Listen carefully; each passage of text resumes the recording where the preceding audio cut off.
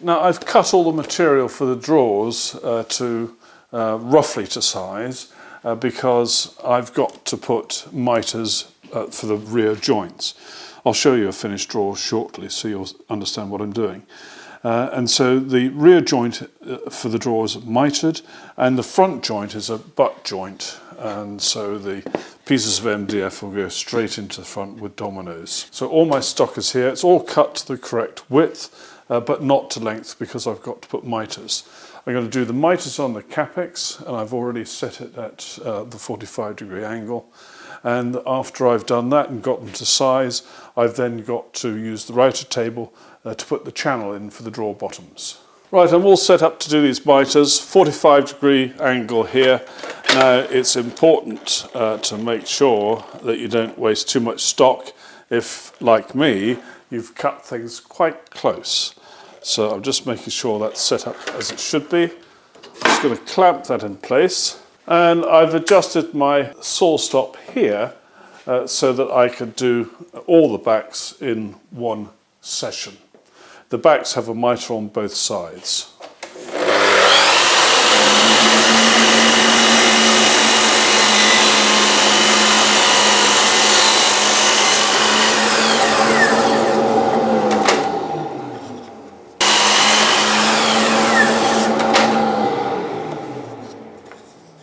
And when choosing my stock dimensions for the large drawers, I've made sure that I can get my miter cuts done on the capex.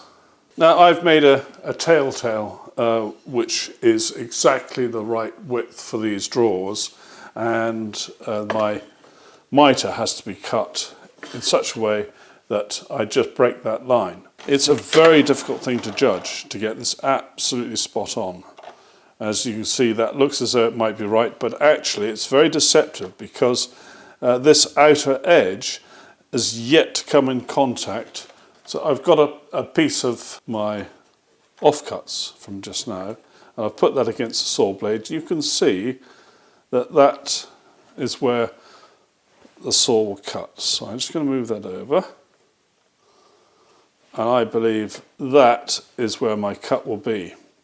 So I'm going to hold that in position, check it once more.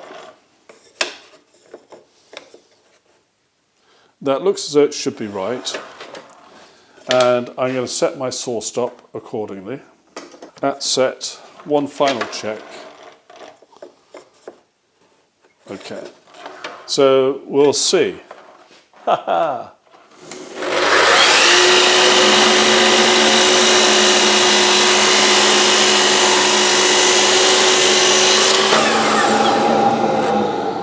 And that broke that line. And I can do a double check either this way, or I can use my telltale, and that's fine. So I can now cut the other side of all these miters. Now do make sure that you're cutting these miters in the correct way.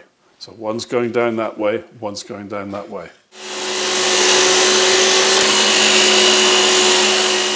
Now, when you come to cut the channel for the drawer bottoms, you need to be very careful, because if I put two of these together like this, you can see that this represents the two sides of one drawer.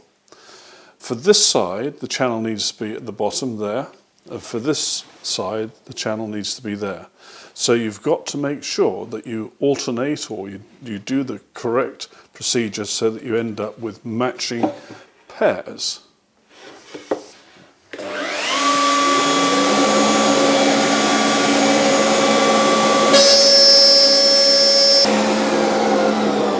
Now I'm using a story stick, as they call it, to mark my dominoes.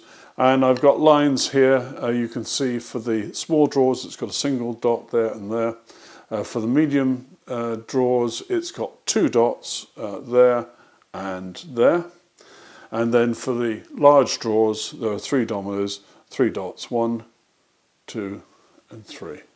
And so I can now mark all of my joints, as long as one always remembers one's measuring from the base.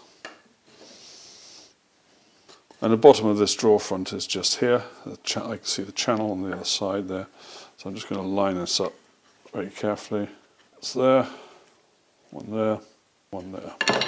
Now for all of the domino joints in the drawers, I'm using 6mm dominoes, which are 40mm long. Now because my drawer fronts are only 18mm, I'm going to use a depth on the domino machine of 12mm. That actually produces a slot which is about 13.5mm deep, and that's as deep as I dare go. So on the drawer sides, I'm going to be using a depth of 25. That produces a slot about 27mm deep.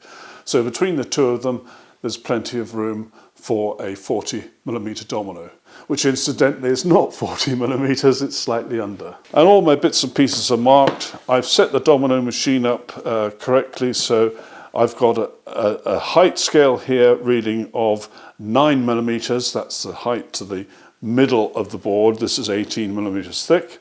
I've got my depth stop set, and I've got the narrow width setting.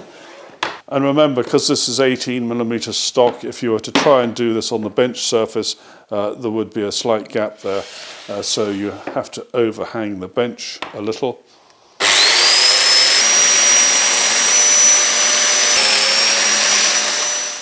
And as a check, you can see that the domino slots are lined up, and also the slots which are there for the drawer base.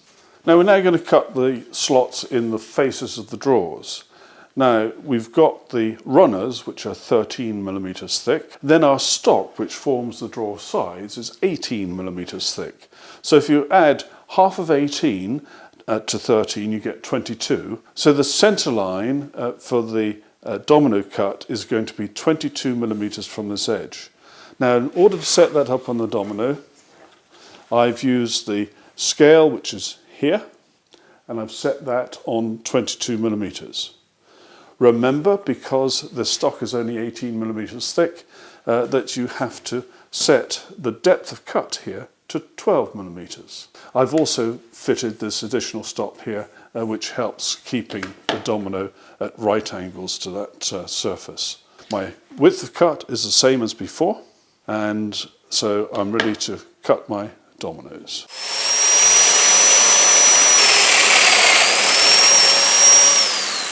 So there we go, my 3 domino cuts. Now, although we've set this depth of cut to 12mm, it's good practice never to put your fingers behind a domino slot that you're cutting, just in case something has gone wrong and maybe you've caught this on your clothing and it's slipped to a higher figure. Now, the assembly of these drawers is very simple indeed. And it's almost as simple as the simple drawers that I made a video about not so long ago. I'm going to put glue into the channel on this front piece, into the domino holes here. Now unusually I'll be putting the dominoes into this face rather than into the ends of the sides. And the reason for that is that in the birch plywood the dominoes are very, very tight. Even though they're only going in about 12 or 13mm, they are quite tight. And I don't want to have to use too much force when bringing everything together. So I've got 4 dominoes to put in. Now I do want to ensure that these dominoes are fully seated. And I can use some pressure in this ply because the ply is fairly tough. And in applying that pressure, I can see glue oozing up from the side of the domino. And that's now making that domino get down to the bottom of the slot, which is exactly where I want it to be. I'm now going to take the 2 sides and the back, and I'm going to lay them down in front of me on the bench top. And they're all being laid down with this slot furthest away from me, as you can see. And all of the mitres are going down towards the table.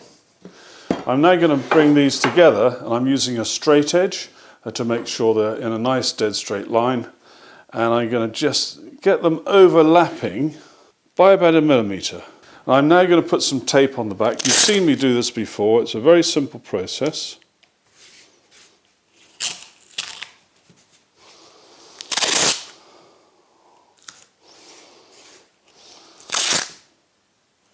Now we've taken all this care to get this lined up in a nice straight line, but we've got to turn it over. So we've got to do this very carefully. I've moved that so it's overhanging the edge of the bench nearest to me. And now I'm going to change my grip.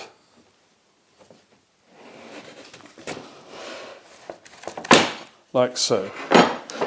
So we can now apply glue into these miters and into the grooves at the bottom. Now MDF is quite absorbent, and so when you're putting glue along here, sometimes you can see it disappear in front of your very eyes. For something like this, I like to try and make sure there's plenty there, but I get told off when I go and see my friend. Right, so we've got glue in all the places here. I've now got my base, and I'm going to bring that up and pop that in there, and then bring up one side at a time.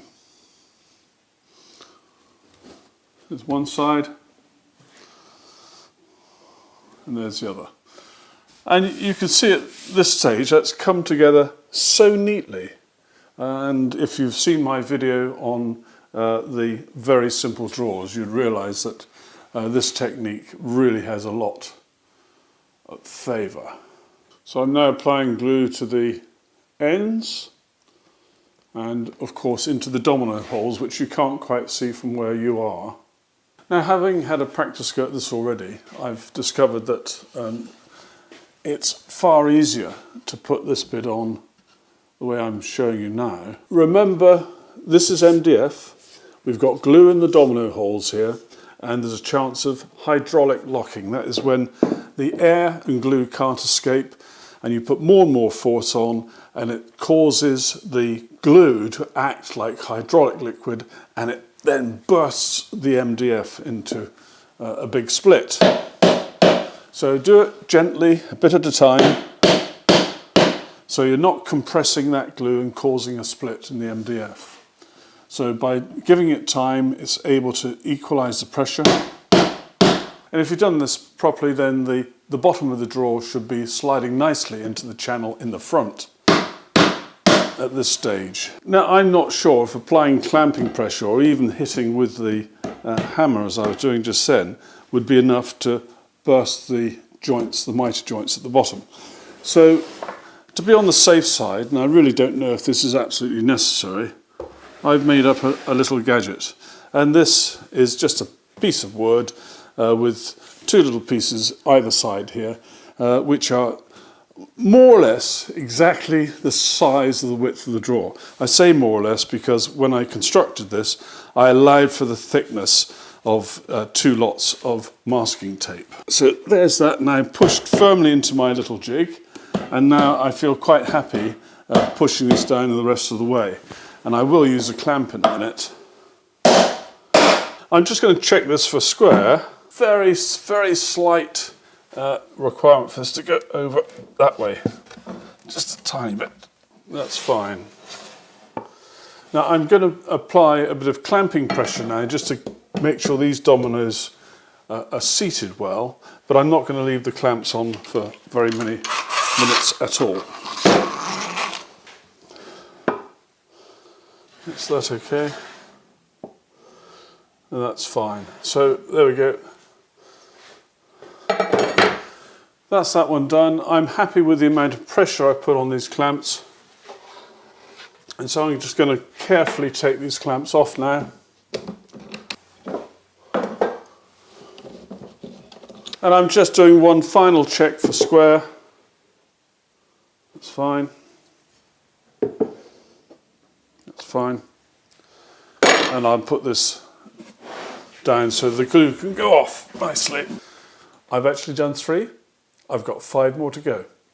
Now, the plans for the new workbench are available, but in order for me to get them to you, I need an email address. Unfortunately, YouTube no longer have the private messaging service. However, if you put your email address in a comment to this video, The YouTube spam filter should identify that as an email address and separate it off so nobody can see it apart from me. I will then see it, I will react to it, send the plans, and then I will delete that comment so it protects your email address.